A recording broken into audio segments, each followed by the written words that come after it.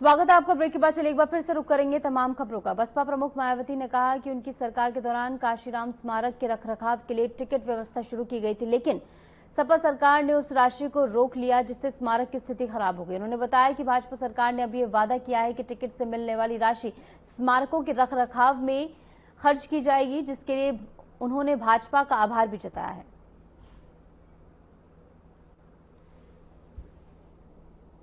चाहती हूँ, जब यूपी में हमारी सरकार थी और ये मान्यवर श्री कांशीराम जी के आदर सम्मान में ये जो विशाल स्मारक स्थल जब बनाया गया था, तो हमने उसी समय हमारी सरकार ने ये व्यवस्था की थी कि हम देखने वालों के लिए इस पर हम टिकट की व्यवस्था करेंगे और इसका जो पैसा आएगा टिकट का, तो वो किसी और मद पर खर्च नहीं किया जाएगा, बल्कि जितने भी उत्तर प्रदेश की राजधानी लखनऊ में जो स्मारक बने हैं, पार्क बने हैं, तो उनके रख रखाव पर खर्च किया जाएगा।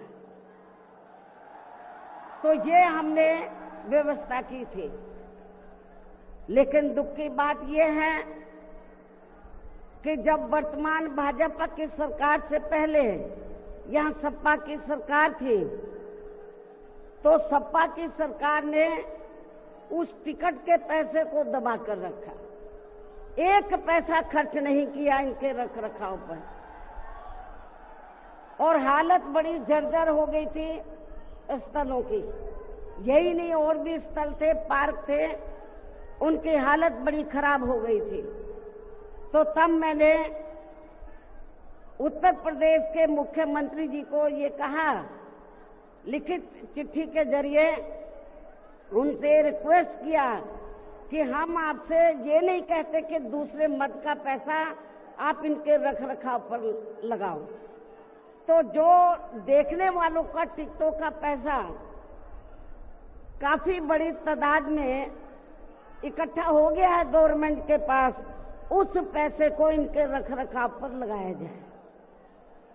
तो उत्तर प्रदेश की वर्तमान भाजपा की सरकार ने इस मामले को दिखवाया पूरा, और उसके बाद उन्होंने हमें कमिट किया, प्रॉमिस किया कि हम जो भी पैसा टिकटों को आया है हम दूसरे मद पे नहीं लगाएंगे, बल्कि इन स्थलों के रख रखाव पर लगाएंगे।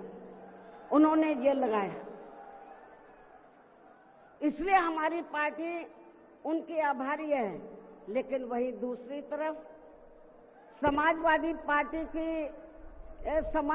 पार्टी कि जब यूपी में सरकार थी और ये स्थल बन चुके थे, तो उन्होंने इनके रख रखाव पर कोई पैसा खर्च नहीं किया, टिकटों का पैसा दबा कर रख लिया।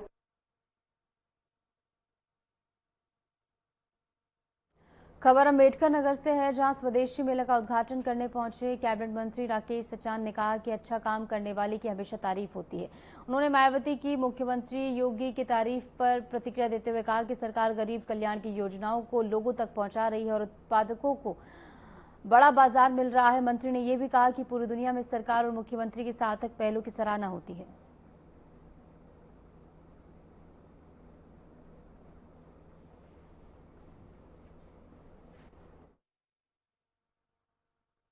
अरे अच्छा काम कोई करेगा तो उसकी तारीफ होगी। आज योगी जी बिना भेदभाव के पूरे उत्तर प्रदेश में गरीब कल्याण की योजनाएं जन जन तक पहुंचा रहे हैं।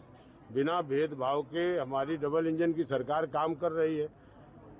8.5 साल में जो उत्तर प्रदेश के इंफ्रास्ट्रक्चर का डेवलपमेंट हुआ वो भी दिखता है लोगों को, चाहे आज रोड कनेक्टिविटी हो, हाईवेज हो, एक्सप्रेसवे हो, रेल कनेक्टिविटी हो, एयरपोर्ट हो, विद्युत आपूर्ति हो, कानून व्यवस्था हो, और ये सब जब आज डेवलपमेंट दिख रहा है, आज हमारे उत्पादकों को बड़ा बाजार मिल रहा है, हर तरीके से प्रोत्साहन मिल रहा है, लोगों को नौकरी में कोई भेदभाव, बिना भेदभाव के नौकरी दी जा रही है, रोजगार से जोड़ा जा रहा है, तो मायावती जी का पूरे प्रदेश के लोग तारीफ करते हैं और पूरे देश के लोग तारीफ करते हैं, पूरी दुनिया में तारीफ होती है हमारी सरकार की, हमारे मुख्यमंत्री की। बी टीम अखिलेश यादव का कहना है कि भाजपा की बी टीम है बसपा। अब वो क्या कहते हैं, उन्हीं से गठबंधन करते हैं, वो जो और उन्हीं के साथ मिल के चुनाव लड़ते हैं, आगे बढ़ने का प्रयास करते हैं। फिर वो बी टीम बतावें या सी टीम बतावें, तो उनसे पूछिए आप। खबर बहराइच से है, जहां बीएसपी महारैली के दौरान बीजेपी की तारीफ पर सपा नेताओं ने सोशल मीडिया पोस्ट जारी किया। पूर्व मंत्री यासर शाह, जिलाध्यक्ष रामहर्ष यादव ने पोस्ट में कहा कि पीडीए समाज ने अपना रास्ता चुन लिया है, अब बस रैलियों का आयोजन जारी रखा जा सकता है। इस पोस्ट के माध्यम से सपा ने राजनीतिक संदेश दिया कि जनता ने अपने विकल्प चुन लिए हैं।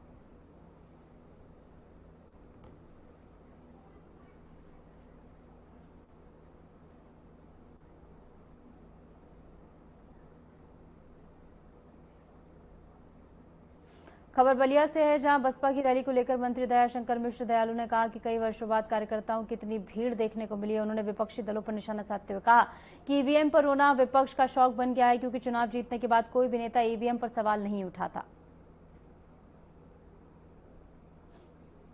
पार्टी का सबका साथ सबका विकास का नारा ये कोई कोरा नारा नहीं है। समाज का हर व्यक्ति उससे जुड़ा है। आवास लेने में भी आप अपने जिले की भी दरियाफ्त करिएगा तो आवास लेने में भी मुसलमान भाई पीछे नहीं है। राशन जो मिलता है गरीब को उसमें पीछे नहीं है। आयुष्मान का जो कार्ड बनता है इलाज के लिए उसमें भी वो पीछे नहीं है। सबको अधिकार के साथ उनकी चीजें उनको मिलती है और कोई भेद नहीं है। इसीलिए कोई आपने देखा कि आज तक किसी जाति के द्वारा, किसी पार्टी के द्वारा इस तरह किसी योजनाओं में, क्योंकि हमारी सरकार सबका साथ सबके विकास की बात करती है, सबके विश्वास की बात करती है और उन्हीं सबके भरोसे, चाहे ये केंद्र की 11 वर्षों की सरकार हो आदरणीय नरेंद्र मोदी जी की, देश के प्रधानमंत्री जी की, चाहे उत्तर प्रदेश की 8 वर्ष पूरे करने वाली सरकार है माननीय योगी आदित्यनाथ जी मुख्यमंत्री जी की, तो इन सब के पीछे वही मूल मंत्र है, सबका साथ सबका विकास, और उसी के आधार पर सबका विकास हो रहा है। ये राजनीतिक दल के लोग अपने व्यक्तिगत स्वार्थ में किसी जाति का नाम लेके किसी को भड़काने की बात जरूर करते हैं, लेकिन कोई आज देख रहा है कि जिस तरीके से समाज खुश है, गरीब खुश है।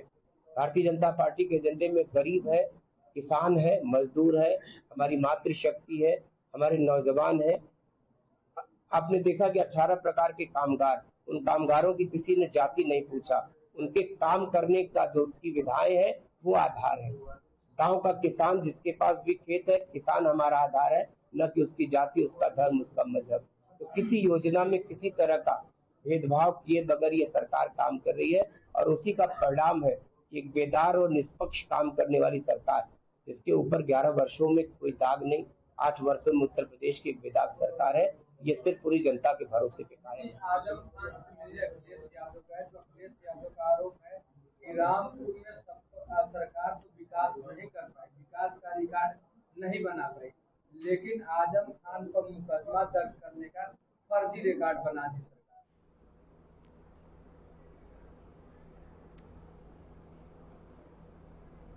और फिलहाल के लिए हमारे खास बुलेटिन